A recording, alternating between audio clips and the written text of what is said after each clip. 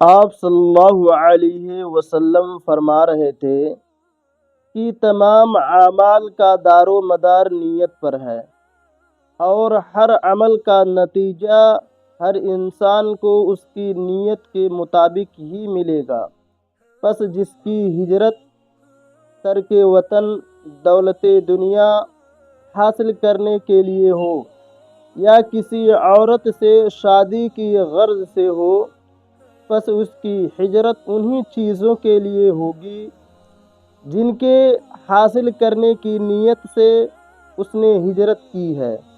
صحیح بخاری حدیث نمبر 1۔ ایک شخص حارث بن ہشام نامی نے حضرت صلی اللہ علیہ وسلم سے سوال کیا تھا کہ حضور، آپ صلی اللہ علیہ وسلم پر وحی کیسے نازل ہوتی ہے؟ آپ صلی اللہ علیہ وسلم نے فرمایا کہ وحی نازل ہوتے وقت کبھی مجھ کو گھنٹی کی سی آواز محسوس ہوتی ہے، اور وحی کی یہ کیفیت مجھ پر بہت شاق گزرتی ہے۔ جب یہ کیفیت ختم ہوتی ہے تو میرے دل و دماغ پر اس فرشتے کے ذریعے نازل شدہ وحی محفوظ ہو جاتی ہے، اور کسی وقت ایسا ہوتا ہے کہ فرشتہ بشکل انسان میرے پاس آتا ہے اور مجھ سے کلام کرتا ہے، پس میں اس کا کہا ہوا یاد رکھ لیتا ہوں۔ حضرت عائشہ رضی اللہ تعالی عنہا کا بیان ہے کہ میں نے سخت کڑاکے کی سردی میں حضرت صلی اللہ علیہ وسلم کو دیکھا ہے کہ آپ صلی اللہ علیہ وسلم پر وحی نازل ہوئی، اور جب اس کا سلسلہ موقوف ہوا تو آپ صلی اللہ علیہ وسلم کی پیشانی پسینے سے شرابور تھی۔ صحیح بخاری حدیث نمبر 2۔ حضرت صلی اللہ علیہ وسلم پر وحی کا ابتدائی دور اچھے سچے پاکیزہ خوابوں سے شروع ہوا۔ آپ خواب میں جو کچھ دیکھتے وہ صبح کی روشنی کی طرح صحیح اور سچا ثابت ہوتا۔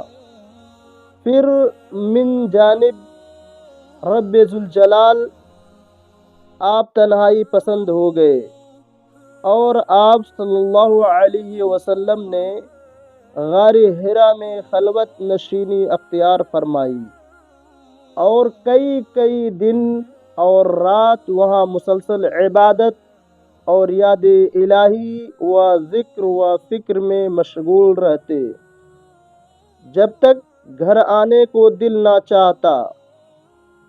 توشہ ہمراہ لیے ہوئے وہاں رہتے۔ توشہ ختم ہونے پر ہی اہلیہ محترمہ حضرت خدیجہ رضی اللہ تعالی عنہا کے پاس تشریف لاتے، اور کچھ توشہ ہمراہ لے کر پھر وہاں جا کر خلوت گزیں ہو جاتے۔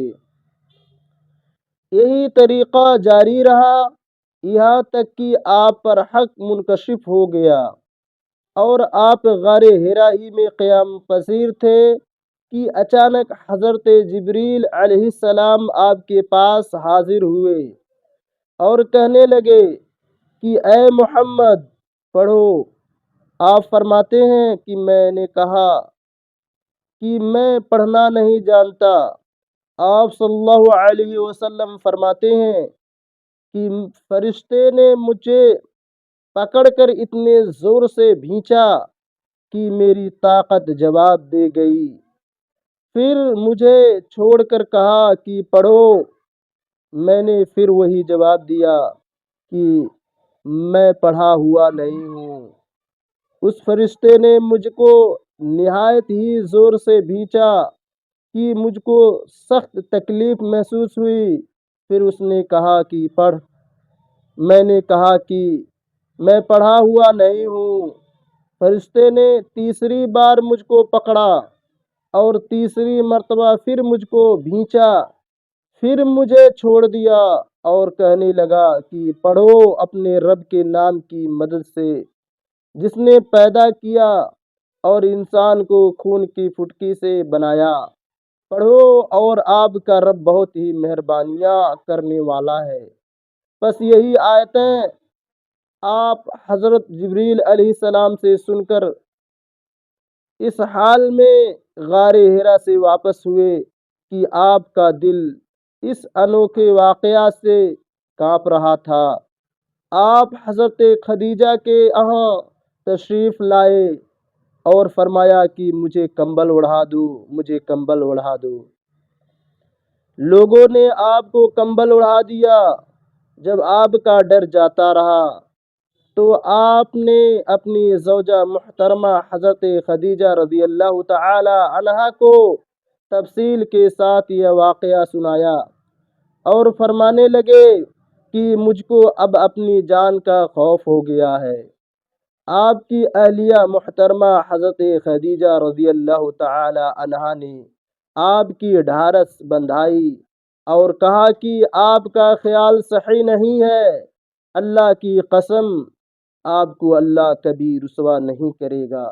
آپ تو اخلاق فاضلہ کے مالک ہیں، آپ تو کنبہ پرور ہیں، بے کسوں کا بوجھ اپنے سر پر رکھ لیتے ہیں، مفلسوں کے لیے آپ کماتے ہیں، مہمان نوازی میں آپ بے مثال ہیں اور مشکل وقت میں آپ امر حق کا ساتھ دیتے ہیں۔ ایسے اوصاف حسنہ والا انسان یوں بے وقت ذلت و خواری کی موت نہیں پا سکتا۔ پھر مزید تسلی کے لیے حضرت خدیجہ رضی اللہ تعالی عنہا آپ صلی اللہ علیہ وسلم کو ورقہ بن نوفل کے پاس لے گئیں، جو ان کے چچا زاد بھائی تھے اور زمانے جاہلیت میں نصرانی مذہب اختیار کر چکے تھے اور عبرانی زبان کے کاتب تھے۔ چنانچہ انجیل کو بھی حسب منشا رب تعالی عبرانی زبان میں لکھا کرتے تھے۔ انجیل سریانی زبان میں نازل ہوئی تھی، پھر اس کا ترجمہ عبرانی زبان میں ہوا۔ ورقہ اسی کو لکھتے تھے۔ وہ بہت بوڑھے ہو گئے تھے، یہاں تک کہ ان کی بینائی بھی رخصت ہو چکی تھی۔ حضرت خدیجہ رضی اللہ تعالی عنہا نے ان کے سامنے آپ کے حالات بیان کیے اور کہا کہ اے چچا زاد بھائی، اپنے بھتیجے محمد صلی اللہ علیہ وسلم کی زبانی ذرا ان کی کیفیت سن لیجئے۔ وہ بولے کہ بھتیجے، آپ نے جو کچھ دیکھا ہے اس کی تفصیل سناؤ۔ چنانچہ آپ صلی اللہ علیہ وسلم نے از اول تا آخر پورا واقعہ سنایا، جسے سن کر ورقہ بے اختیار ہو کر بول اٹھے کہ یہ تو وہی ناموس معزز رازدان فرشتہ ہے جسے اللہ تبارک و تعالی نے حضرت موسیٰ علیہ السلام پر وحی دے کر بھیجا تھا۔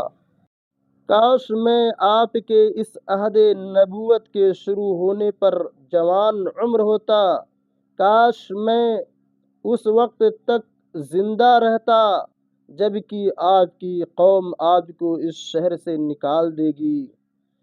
رسول کریم صلی اللہ علیہ وسلم نے یہ سن کر تعجب سے پوچھا کہ کیا وہ لوگ مجھ کو نکال دیں گے، حالانکہ میں تو ان میں صادق و امین و مقبول ہوں؟ ورقہ بولا، ہاں یہ سب کچھ سچ ہے، مگر جو شخص بھی آپ کی طرح امر حق لے کر آیا، لوگ اس کے دشمن ہی ہو گئے ہیں۔ اگر مجھے آپ کی نبوت کا وہ زمانہ مل جائے تو میں آپ کی پوری مدد کروں گا، مگر ورقہ کچھ دنوں کے بعد انتقال کر گئے۔ پھر کچھ عرصہ تک وحی کی آمد موقوف رہی۔ صحیح بخاری حدیث نمبر 3۔